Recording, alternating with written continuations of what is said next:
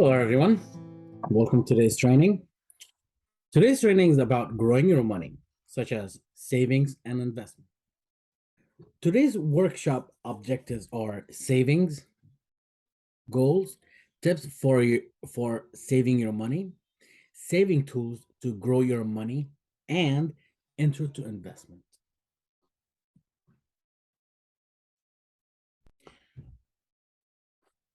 Well, let's talk. What are you saving for? The purpose of saving is for you to have an emergency money for any emergency expenses.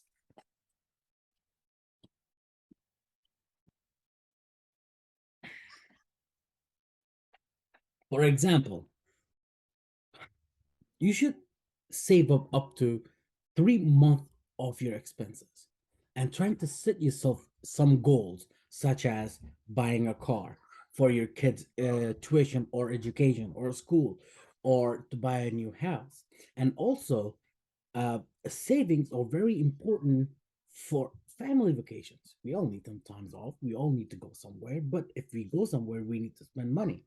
And the best way to spend your money if you have some money saved up already for your vacation. And also, the other main purpose of saving is if you want to buy allowances for your house, such as refrigerator, a 32-inch or a 64-inch plasma TV, or a nice, beautiful set of couches that you want to buy for your apartment or for your house. You have to have savings for that.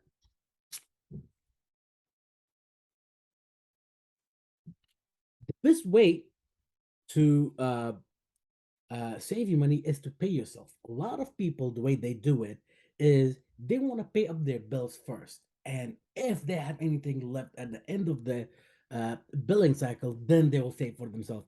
I think the right way to do it is to literally pay yourself first, so and put that away for your savings, and then trying to pay your other expenses that are prioritized. What are some saving tips? The saving tips are: try to set yourself some target, how much you want to save, or at this point, I mean, realistically speaking, if you want to save as much as you can, it's even better. But if you can't do that, try to set yourself a goal and see how much you want to save up to. Try to include your budget. So try to set yourself a budget a monthly, uh, and in that budget, try to uh, create a list or create a column saying pay myself. You know what I mean? So this way, you know that you're putting away this much first, and the rest of your income goes towards your bill. Try to manage your expenses. See, the thing is, like, the way I think you should spend your money is you have to think before you want to spend your money. Do you really need it, or you want it? And I think, to be honest with you, if you can tell the difference between your wants and your needs, this way you can actually cut back on your expenses. And also, uh, try to avoid any debt or interest um, by paying bills on time. What it means is, for example, let's say if you pay your credit card bill on time with before the due payment or at the due payment online, believe it or not, you will be avoiding paying that interest on whatever you spend on a credit card.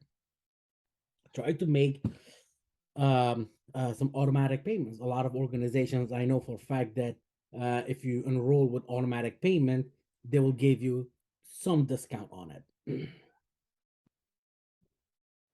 When you want to start saving, I would prefer for you guys to start a little small.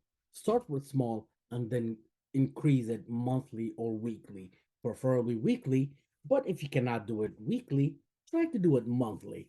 And if you look at the chart, this explains it to you the best way to increase your money monthly or weekly. All right, so now we're going to discuss about saving tools. What are some sources you know about to help you save your money? Well, there are three different kind of accounts that you wanna that can help you save your money, and three accounts have a different purpose and different meaning into the account. So let's start off with a checking account. Checking account is basically is your day-to-day expenses such as rent, food, utilities, and all the good stuff. Um, the other one is savings account. Savings account is for your midterm goals, such as your um, car, if you want to buy a car, um, if you trying to get some sort of like a training certification, or maybe if you want to planning for a vacation. So those are for savings accounts that you can actually put money away for. Um, the difference between a checking account and a savings account, to be honest with you, uh, uh, the only difference that I can tell between them two is your ATM card. Even though you do have an ATM card from savings account, but from savings account you're very limited on limited time that you can withdraw money. For example, some banks will allow you to take money out of your savings account only 5 times a month. If you exceed that more than 5 times, then the bank will charge you a fee. So these are this that is the only reason the bank is doing that, just because bank will try to make you realize, or banks are trying to help you that, hey, this is your savings account, don't touch it. On the other hand, checking account with your ATM card, or another word, your debit card, you can take money as much as you want. There's no penalty, there's no withdrawal fee or any of that stuff. That is the main purpose of the checking account. You can pay your bill on time, you can set up online payment, you can do anything with a checking account. But the debit account, you can't, because, as I said before, most banks allow you to do certain amount of transaction from your savings account, and if you exceed that transaction, then the bank will charge you an extra fee on it. The other account that I'm going to talk about is investment account. Investment accounts are long-term goals, such as for your children's education or your own retirement. So, for example, um, uh, some of the investment accounts are 401ks, the 401k plan, or Roth IRA, or a traditional IRAs that you can open to. Those accounts, the benefit of those accounts, and I feel like is one of the greatest things ever, is uh once you put your money is locked. You know what I mean? So you can take your money back out, yes, not a problem, but you'll pay a penalty on it. So to avoid that penalty, the only time that you can take your money is at a certain age in your life, when you get there. Some of those investments account, or even some of the savings account, they you do earn interest on them. So uh what is the interest? Basically, the way banks do it, if you have certain amount of money or up to certain amount of money, bank will pay you some percent interest only on top of your money. So that is basically, it's uh extra money that gets added to your account. So, for example, let's say bank will tell you that, hey, listen, if you have $1,000, we you earn interest, you earn 5% interest on that. Or if you have uh like exactly, so what the bank would do it is, they would calculate 5% of $1,000, and then yearly you'll get that amount as an interest on top of your what you put in your savings, which is great. Compound interest. Compound is interest is basically, uh, you earn money, you earn a little extra what other banks could offer for you. For example, let's say let's say um, let's say that you put $100 in your account, and the interest rate is 5%. So they will calculate 100 times 5%, which is $5. So now your total available is what? $105. The next month, or the next year, or the next month is going to be, so it keep goes on like that. Interest can also be compounded, means some banks could do daily, monthly, semi-annually, or annually. APY. Well, What is APY? Annual percentage yield. APY is different than APR. Don't get them confused. APR is the interest you are getting on your savings account at any point in time. APY is the money you make on your saving on an annually basis, which includes compounding. APY is different based on how often the bank compound interest, such as daily, monthly, or annually. A lot of times people a lot of times religion does play a big role in terms of interests. If you're not feeling what an interest that you're getting in your account, you can literally just at the end of each year you can donate that interest, or you can talk to any bank that do offer accounts that are not interest on it, or so that will be a lot easier for you to do it as well. But the best way to avoid that interest or try to gain, when you do get that interest, you can just donate it to local charities, or you can send it back home in Afghanistan or wherever you're from. So this way it counts as your zakat, or it counts as a donation. Savings account, to be honest with you, is a very safe place, as a safe thing to do. For example, um, uh, you know that your money is in a safe spot, besides your home, besides under your couch or under your pillow or whatever. But um, so you know that you place your money, as I said, is a very safe place. Um, it's you earn money on top, you earn interest on top of it if you would like to, or if you don't mind interest or any interest at all. So this way you can um, uh, put some extra money on the side for yourself as well. Savings account. And also, to be honest with you, a lot of time, me personally have a lot of like coins at the end of each month or each 6 months, when I kind of like uh, save up all my coins, and then I just uh, go to the bank, and the bank has like changing cash change, exchange the coins to the cash, and then the way I do it, I just transfer that money to my savings account. I don't even touch it. I don't even think about it.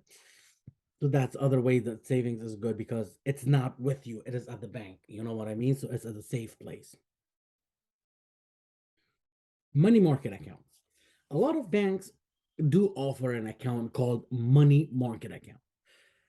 Let me put it this way: this account is usually found in federal credit union banks. Uh, a lot of people, you might know or you may not know, what are federal credit union. Federal credit union is a bank that are very small. um, they only serve communities, or areas or towns, or they cannot go exceed more than another town, and they don't even exceed to another state. So those are very small um, uh, banks. Also, money market is basically, if I want to put in a very simple term, it's kind of a savings account in a good way. The interest rate are a little higher than actual savings account. The minimum amount of time that you can take money out of your money market is 6 times. And the other thing is, when you want to open this account, there is some minimum amount of deposit requirement. For example, let's say if you want to open a savings account in any bank, the minimum you can open is $5. But some federal credit unions, when you open up this account, the minimum is like, let's say, $300. So because of that, the amount of interest that you're going to get in this from this account is a little bit higher um, than actual savings account, which is a very good account. There's another account called certificate of deposit, in another term, CD accounts. CD accounts are available in any bank that you go to, whether it's a commercial bank or a federal credit union bank. To be honest with you, uh, uh, this savings account is basically has a term into it. Start off with a 6 month up to the several year. Uh, The purpose of this account again is a savings account. For example, let's say you want to open an account and a CD account for, let's say, 3 years. So let's say you open a CD account for $6,000 for 3 years. You cannot touch that money until your 3 year period is over. Uh, and the good thing is about this account that you earn interest on top of that. It depends on interest rate of the account itself.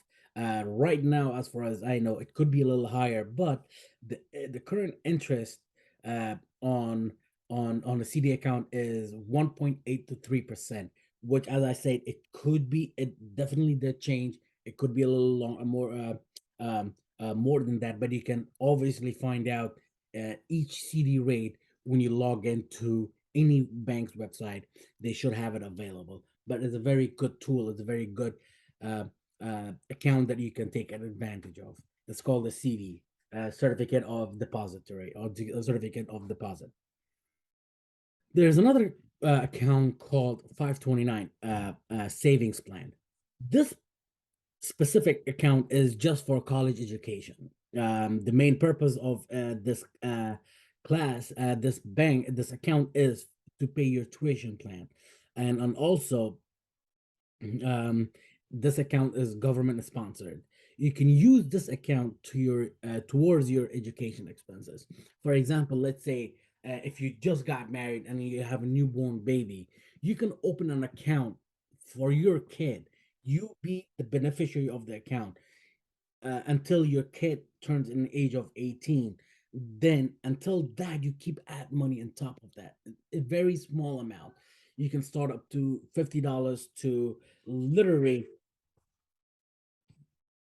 literally up to $100 until your kids turn 18. And then once you turn 18, when your kid goes to a college, instead of spending money out of your pocket, kaboom, you have this 529 savings for your kid that you can use towards your kid's college tuition. The difference between saving products such as savings account, money market, and a certificate of deposit, which is CD account. Savings account, to open that account, it's very minimum, it's a very low requirement. Um, you're very limited to take money out or transfer money out, and it has lowest interest rate. The money market account, on the other hand, is very similar to savings account, but the only difference is you the minimum requirement for this bank is a little high. This account is a little higher than savings account. Uh, it plays the same role as a savings account. You're very limited to withdraw money or transfer money from your account. But the good thing is about this interest, it has a higher interest rate. And the account that is good is a certificate of deposit, which is CD. Um, it has a little higher well, you have to have a little bit more money to open this account, which is, I mean, it's not for everyone, but if you can do it. It's a good thing. Um, from this account, not like that. This account is like totally different. You cannot take any money or you cannot transfer any money, because once you open this account, you lock your money or you lock your account for a number of a period of time, for whatever you amount of period that you're wishing to open that CD account. Then you earn really highest interest rate in these accounts. By explaining the different tools of savings account and investments. So, what do you think, guys? What is the difference between savings account or investing? Well, let's talk about it a little bit more. Savings account has very low financial risks. It has uh, your money sits in one place very safely. Um, you don't lose anything with any inflation or market goes down, and also it's great for short-term period if you want to buy a house or whatnot. Investments, on the other hand, they're very high risky in terms of financial. Your money could increase.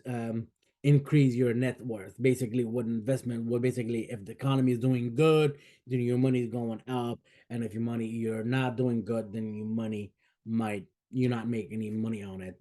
Uh, and this investment accounts are really good for long-term goals, such as retirement or college education and whatnot. So, as I mentioned before, investing is basically there are different kind of investments that you can do. One of them is One of them is a 401k or 403b. The other one is IRA, Roth IRA, or a traditional IRAs. You can invest on bonds, mutual funds, or stocks. The risk is very, very high. It really depends on economy. How does economy do? If economy is doing well, your money is growing, and if your economy is not doing well, uh, you're not doing you're not earning any money on it. So these are some tools or some stocks that you can invest on. And my highly recommendation is watch on YouTube video on all of these retirement plan or investment plan, excuse me, on investment plan. See which one suits you out, which one is fit for you. Then you can just go ahead and invest your money on. All right, guys, we're going to wrap up at this point. So let's see the summary of our today's presentation. Basically, uh, invest in yourself by savings. Saving could be tied up to your goal. You can always start small, and then you can increase your savings either weekly or monthly or every 2 week, every 3 week, whatever you decide to do. And then also, as far as saving tools, you can choose whatever account you would wish to open, such as a regular savings account, regular money market, CD account, or anything that you decide to open. Uh, Go ahead, go to the local bank or go to your existing bank that you have an account already. Talk to them about a money market account. Talk to them about CD. What are they good for? What are the rates? Every information that you do or you want for any account, either you can contact us, we can help you out with it, or you can go to your local bank and try to obtain that information yourself.